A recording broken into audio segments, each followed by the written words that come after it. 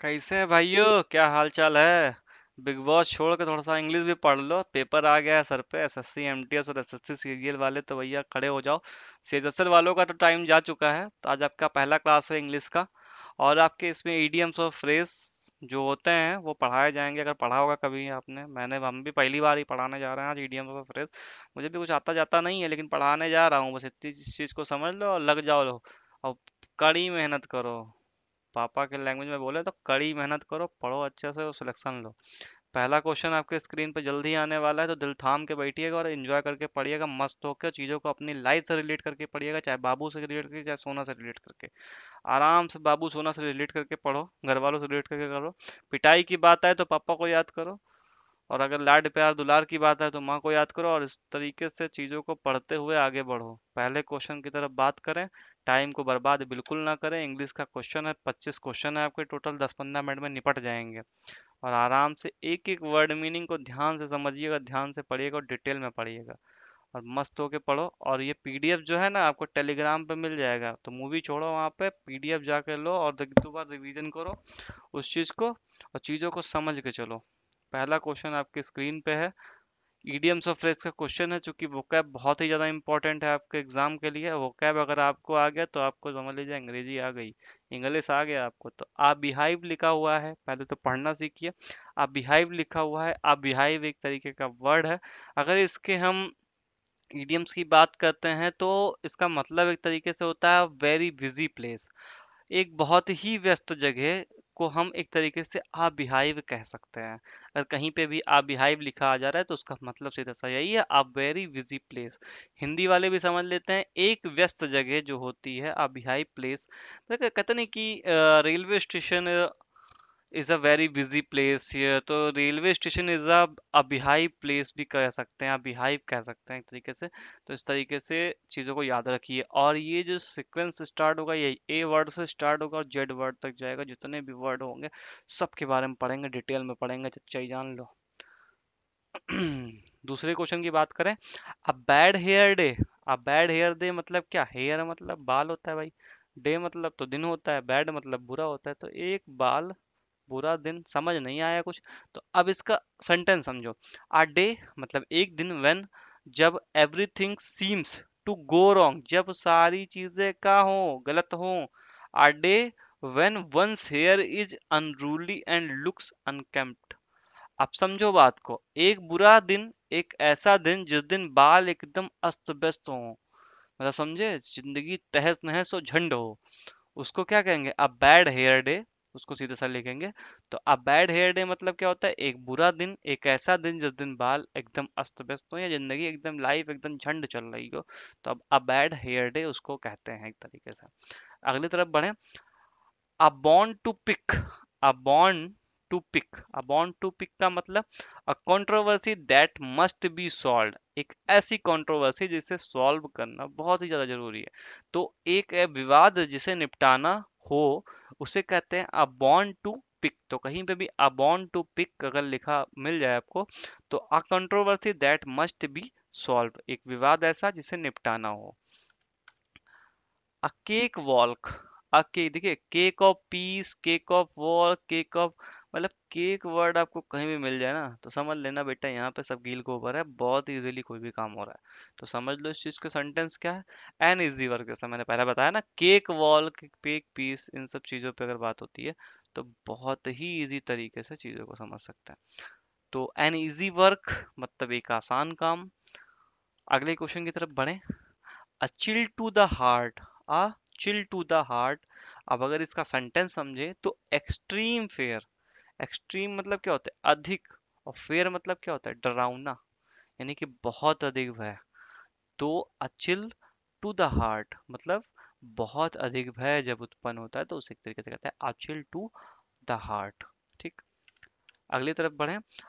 A chip on one's shoulder. A chip on on shoulder. अब अगर इसके sentence की बात करते हैं तो a tendency to get get energy quickly, एक ऐसी टेंडेंसी जो क्या देती है, तुरंत एनर्जी देती है, यानी आसानी से गुस्सा होने की जो प्रवृत्ति होती है, ठीक, उसे क्या कहते हैं, अ chip one shoulder. A close fisted person. A close fisted person. Close की बात हुई है तो कोई घनिष्ठ इंसान ही होगा। मतलब क्या होता है, stingy मिजरली।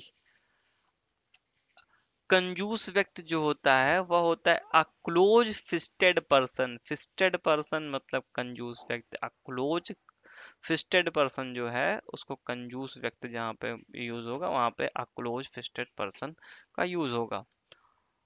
A damsel in distress. A damsel in distress की बात करें अगर सेंटेंस की, तो a girl in a problem मतलब कोई लड़की अगर प्रॉब्लम में है तो अ डैमशेल इन डिस्ट्रेस, यानी कि किसी संकट में कोई लड़की, तो a damsel in distress. A dime a dozen. A dime a dozen की बात करें तो क्विक ऑर्डिनरी मतलब क्या, एकदम साधारण। क्विक ऑर्डिनरी एकदम साधारण। A dime a dozen. अब इस चीज का सेंटेंस आप बनाइए अपने डेली लाइफ को लेकर के, वर्ड को लेकर के बनाइए। बनाइए कि अ डाइम अ डजन का यूज कहाँ होगा और उसको कमेंट सेक्शन में पिन कर दीजिए। अ डॉग्स लाइफ कुत्ते की जिंदगी। अरे तो कुत्ता जैसे जिंदगी है, तो भाई वही अ डॉग्स लाइफ मतलब अ पैथिक लाइफ। पैथिक क्या होता है, मतलब गिल गोबर लाइफ हमारी है। तो दयनीय जीवन को अगर बात करते हैं तो अ डॉग्स लाइफ उसे कहता है। A drop in the bucket. A drop in the bucket मतलब क्या, कोई भी चीज को बकेट में गिरा देना। तो अब उसका क्या होगा, a tiny amount specially when compared to a much larger one. मतलब क्या, बहुत अधिक चीजों के लिए बहुत कम कुछ भी चीज देना। तो कोई महत्वहीन या बहुत छोटी मात्रा किसी चीज की तुलना में, मतलब सीधा सा क्या मतलब है कि कोई भी अधिक चीज या कोई भी मूल्यवान चीज के लिए बहुत कम देना, कुछ उसका जो मतलब उसके बदले जो आउटपुट देना वो बहुत ही कम मात्रा में देना। A flash in the pan. A flush in the pan sorry, a flush in the pan. A sudden but temporary success अचानक मिली सफलता लेकिन बहुत ही कम टाइम के लिए। तो अ फ्लश इन द पैन अचानक परंतु क्षणिक सफलता। तो इस तरीके से जो आपके वोकैब है वो, जो जितने भी इसमें वर्ड मीनिंग आपको दिख रहे हैं, इस चीज को नोट कर लीजिए। जो आपको नए लग रहे हैं उस चीज को पढ़ते हुए चलिए, समझते हुए चलिए, और एक टाइम पे आपके पास अच्छा खासा वर्ड का वोकैब होगा, अच्छे खासे वर्ड पावर होंगे, जिससे आप कोई भी एग्जाम आराम से क्रैक कर सकते हैं। अगले क्वेश्चन की तरफ बढ़ जाओ शांति से। A flying visit. A flying visit मतलब क्या होता है, उड़ता हुआ। A visit for a short time मतलब हवा की तरह आए और निकल गए। कहते हैं ना कि पंचायत सीजन में कैसे विधायक जी आते थे, हवा की तरह आए थे और 10 मिनट में कांड करके निकल गए थे, उसके बाद पूरे सीजन 4 में भैया वही धमाका हुआ, वही तो चीजें चली हैं। तो a visit for a short time मतलब थोड़ी देर का जो था वो आप फ्लाइंग विजिट था। A foot in the door मतलब पैरों के निशान आपके दरवाजे पे हैं। मतलब the chance to do something that could lead the further opportunity. कोई महत्वपूर्ण या बहुत महत्वपूर्ण या बहुत छोटी मात्रा किसी चीज की तुलना में, गलत लिखा हुआ है भाइयों ये। A foot in the door मतलब to chance to do something that could lead the further opportunity. आप कुछ करना तो चाहते हैं लेकिन आप किसी अपॉर्चुनिटी की तलाश में हैं। तो अ फुट इन द डोर मतलब पैर तो दरवाजे पे है, करना चाहते हैं लेकिन आप अपॉर्चुनिटी खोज रहे हैं, तो उसका मतलब अ फुट इन द डोर होगा। ये गलत लिखा हुआ है दोस्तों। अगले क्वेश्चन की तरफ बढ़े। अ गोल्डन मीन। अ गोल्डन मीन का मतलब the middle choice between two extreme condition.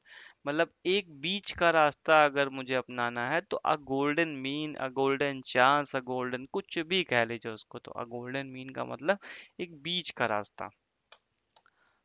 A heart of gold. वाह।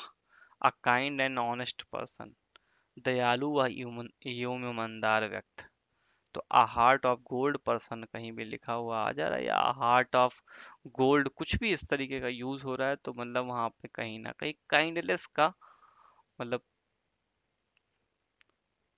साउंड उस चीज में आता है, तो दयालु एवं ईमानदार व्यक्ति होगा आपका। अगले क्वेश्चन की तरफ बढ़े। Herculean task. हरकुलियन टास्क का मतलब क्या होता है, a very strenuous of difficult task मतलब बहुत कठिन कार्य की बात करें अगर, तो हरकुलियन टास्क आपका सही जवाब होगा। A lot one one's plate, a lot one's plate मतलब excessive work on responsibility for a person, जरूरत से ज्यादा जिम्मेदारी या काम मतलब अलॉट वन वंस प्लेट, एक ही इंसान के प्लेट में सब रख देना उठा करके।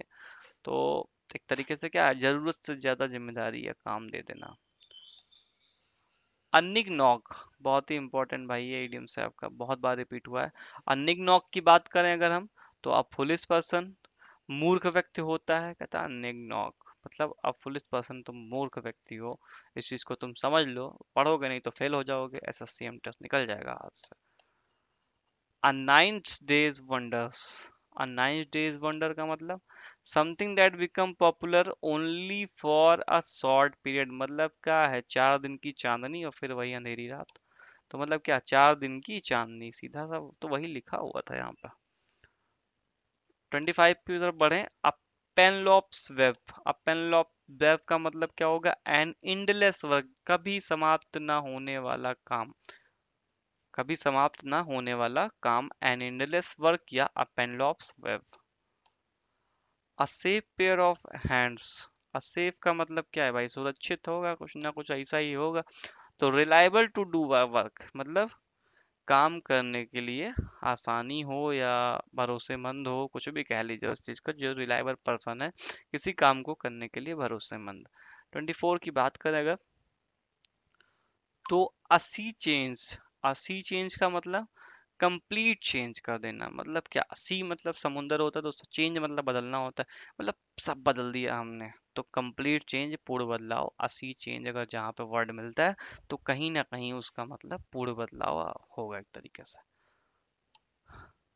25 है असोर पॉइंट, असोर पॉइंट का मतलब क्या होगा, an issue date can make any one angry और अनकंफर्टेबल, मतलब एक ऐसा मुद्दा जो लोगों को नाराज या शर्मिंदा कर सकता है, तो असोर पॉइंट उस चीज को कहेंगे।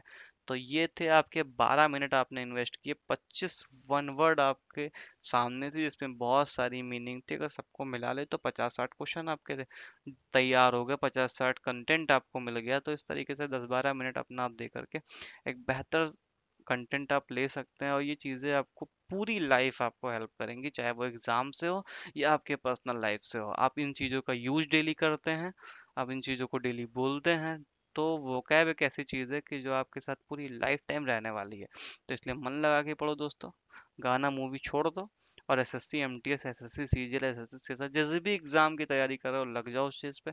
पर डे क्लास मिलेगी आपको डेली वोकैब की, और इस तरीके से आप एक बेहतर तैयारी कर सकते हैं। तो आइए इस वीडियो को यहीं ख़त्म करते हैं, और उसके बाद में अगले वीडियो की प्रतीक्षा करते हैं, प्रतीक्षा नहीं बेटा, वेट करते हैं, आ जाएगा कल, वो भी आ जाएगा। और फिर पर डे आपको वोकैब की वीडियो मिलेगी, साथ ही साथ जीके जीएस का तो आपका एग्जाम वो क्या कहते हैं एमटीएस का जो प्रैक्टिस सेशन है वो चल ही रहा है, जिससे आप अपना रिवीजन करते रहिए। पीडीएफ आपको हमारे टेलीग्राम ग्रुप या व्हाट्सएप ग्रुप पे जा करके मिल जाएगी, जिसका लिंक आपको डिस्क्रिप्शन में दे रखा गया है। अगर ये वीडियो आपको पसंद आई हो तो इस वीडियो को भैया लाइक शेयर सब्सक्राइब कर दो, थोड़ा सा हमको भी मोटिवेशन मिलेगा। Thanks for watching guys, thank you so much, मिलते हैं आपसे अगली वीडियो में।